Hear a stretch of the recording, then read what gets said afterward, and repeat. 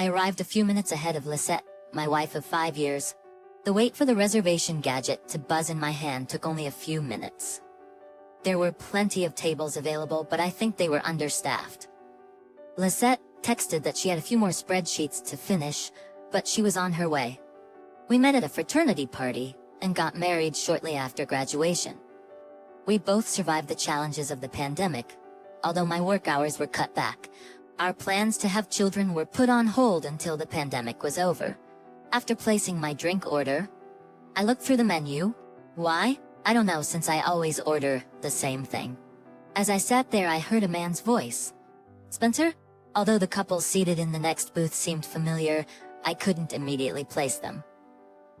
I felt awkward extending my hand for a handshake, but he seemed to understand my predicament.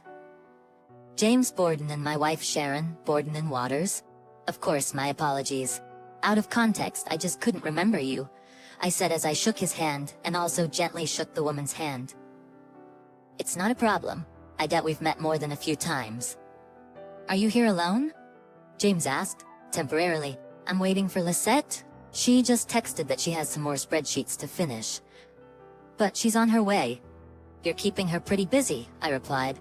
Well, if you're on a romantic date, we can bow out. I'm sure sitting next to the owner of the company she works for might disrupt the romance, James joked. No, please stay. Tonight it was my turn to cook, but I didn't have time, so on nights like this we eat dinner out. My wife and I can move to another table if you're having a romantic evening, I offered. Sharon sat down at the table. I don't think so. They're very few, and they don't happen very often, do they, darling? James said, turning to his wife. Now it was James's turn to grimace, as he calmly replied, This is neither the time nor the place, darling. Just then, Lisette arrived and looked shocked. Mr. Borden, are you here? My wife and I are dining here, she said. I could ask you the same question, James replied. Well, I am with my husband. Spencer, you remember the Bordens? James and Sharon, Lisette said, introducing us. Hi, Sharon. I apologize for my manners, I said.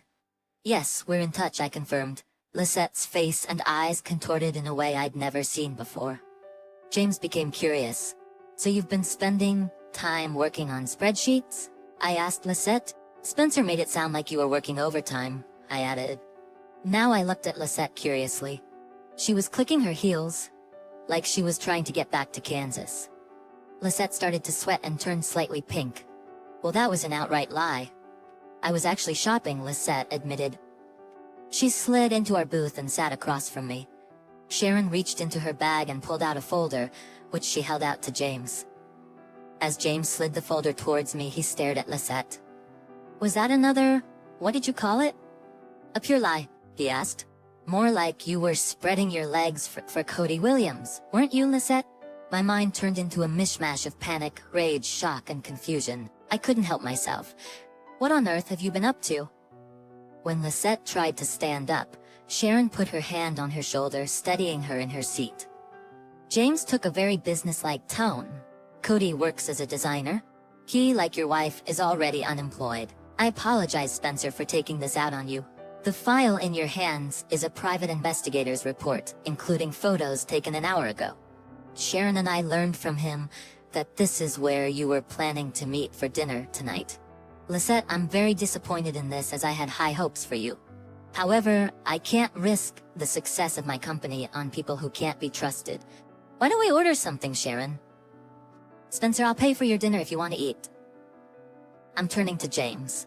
Thanks, but I think I've lost my appetite. I've been throwing up.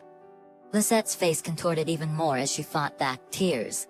She spoke in a shaky voice. I'm sorry, Spencer. I was stupid. An absolute idiot. Mr. Borden, I understand your position. Spencer, can we go home now? Lisette, I think I'm going to stay at the motel tonight and go over this report. If it's as bad as it looks, I'm moving out.